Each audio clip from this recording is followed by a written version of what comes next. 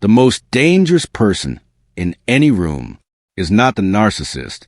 It is not the manipulator, the sociopath, or the individual with the loudest voice and the sharpest tongue. Carl Jung spent decades studying the structure of the human psyche. What he uncovered challenged conventional wisdom entirely. The most dangerous person in any room is the empath who has stopped being nice, not the wounded empath still hurting for everyone else, not the codependent empath using kindness to earn affection, but the one who walked through the fire of their own shadow, integrated every rejected part of themselves, and emerged with clear perception and no need for approval. Jung referred to these individuals as individuated empaths. What he described, however, was something others often experienced as truly dangerous. Not dangerous as a threat, dangerous as a presence that cannot be manipulated, cannot be guilt-tripped, and cannot be controlled through the emotional tactics that influence most people. That kind of psychological resilience unsettles those who rely on such tactics to get what they want. Today, I will outline the 9 specific reasons Jung identified that make a fully awakened superempath one of the most psychologically formidable individuals alive. We will examine why each of these traits disrupts the structures many people depend on, and why, if you recognize yourself in this description, you may be more powerful than you realize. The first reason a true superempath is dangerous is that they can see your entire psychological structure within minutes of meeting you. Jung observed that empaths who engage in deep shadow work developed what he called total field perception. They did not simply sense emotions or moods. They perceived the full architecture of a person's psyche almost immediately. The defenses, the wounds beneath those defenses, the mask being presented, what that mask protects, and the unconscious strategy being used to meet needs without exposing vulnerability. This is not vague intuition. It is accurate reading. The superempath may sit across from you at dinner and, within minutes, recognize that your confidence is a performance hiding a fear of appearing weak. They understand that your humor serves as a distraction. They sense that your generosity carries unspoken conditions, even if you deny it. They detect the difference between the identity you display and the person you truly are, and they see it with a clarity that might unsettle you if you knew what was happening behind their composed expression. What makes this truly dangerous is that most social interaction depends on people not seeing one another too clearly. Relationships, business arrangements, family systems, friendships, all of these operate because people accept performances at face value. The superempath does not. They cannot. Their nervous system processes information at a depth that moves past social contracts to pretend, and someone who sees you fully without requiring confession or explanation holds a form of power that cannot be defended against because you do not even realize they possess it. The second reason is that they cannot be emotionally manipulated. This is the trait that makes superempaths especially threatening to individuals who depend on emotional control. Carl Jung observed that once an empath fully integrated their shadow and confronted their own habits of people-pleasing, absorbing guilt, and compulsive caretaking, they developed what he described as emotional sovereignty. Their emotional state became internally generated rather than dependent on others. They still felt deeply.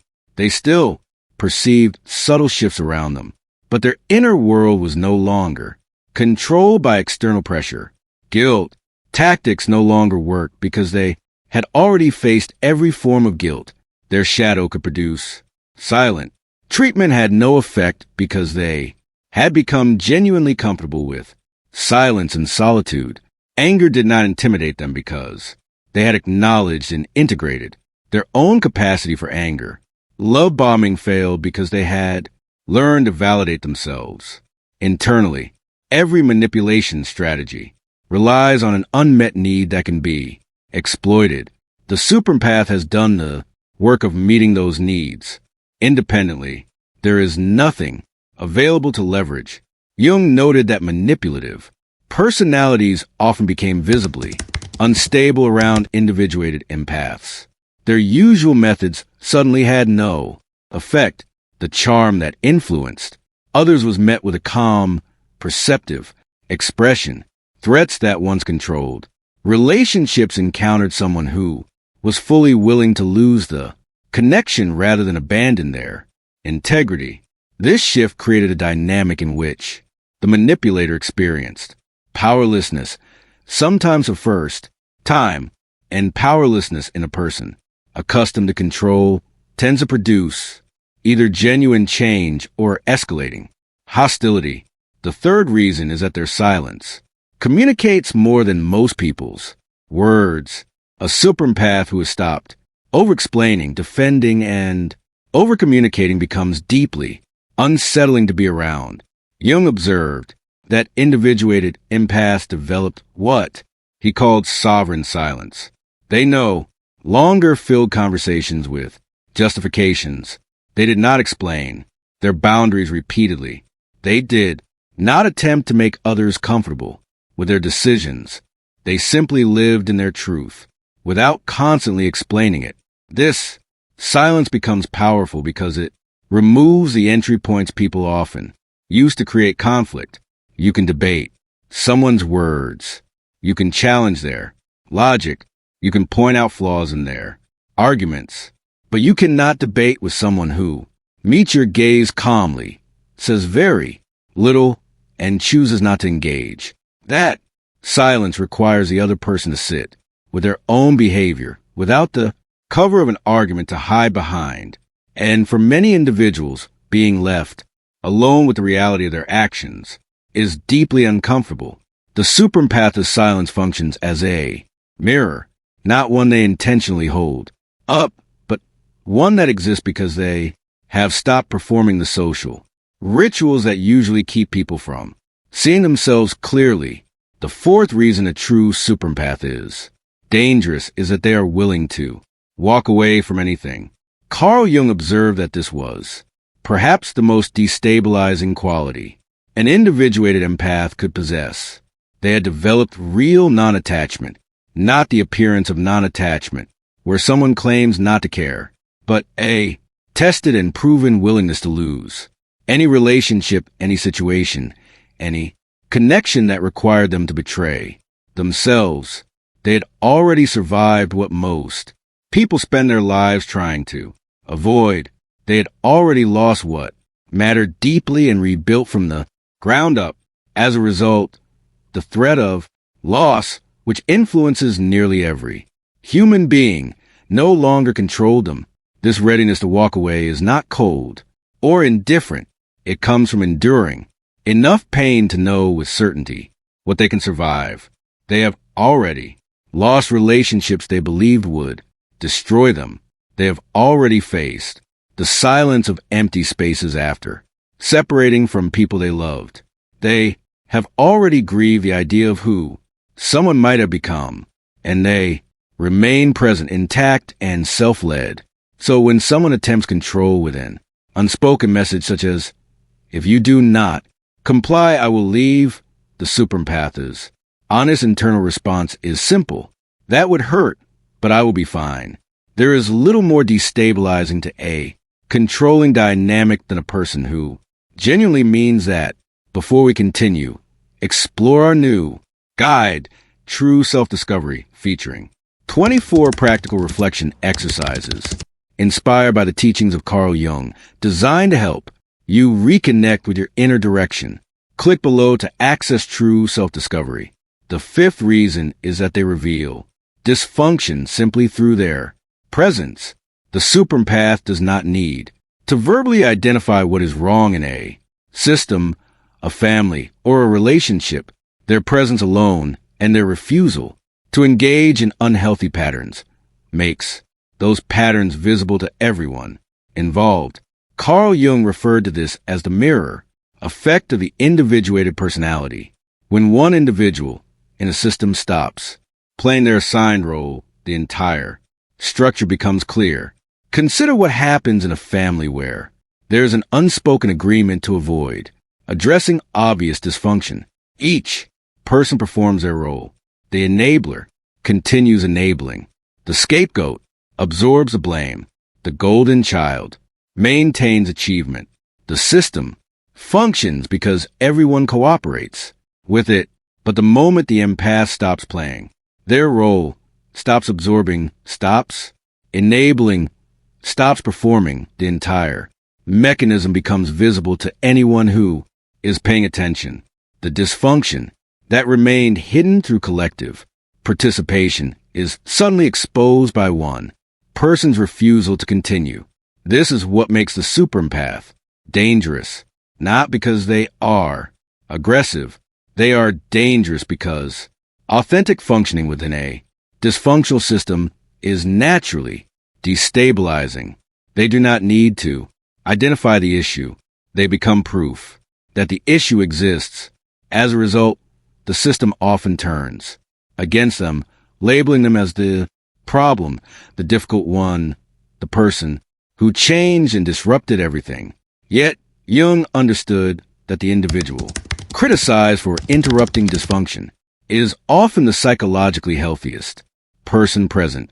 The sixth reason is that they understand darkness without being overtaken by it. This quality separates a true superempath from someone who is merely emotionally sensitive. Jung emphasized that genuine psychological strength requires shadow integration.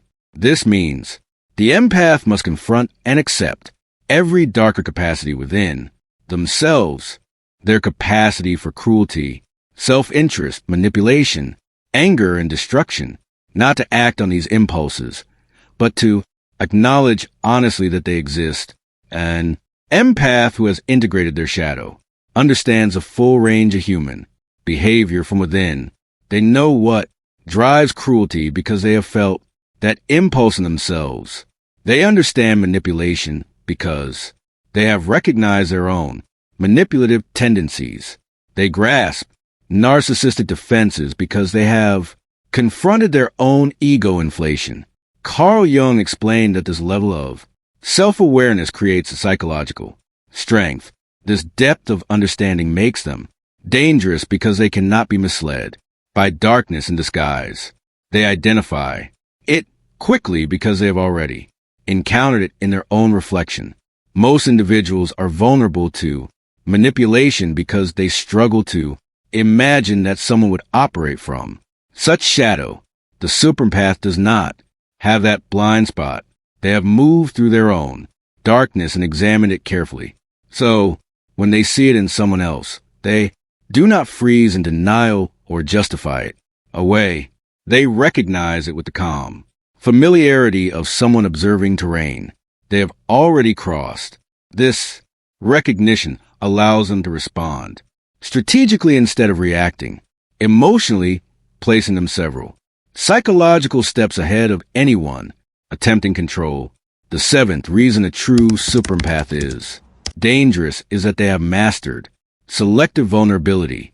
Jung observed something that appears counterintuitive about individuated empaths. They were not emotionally closed or distant. In fact, they were capable of deeper intimacy than many people could manage. However, they chose very carefully who was granted access to that depth.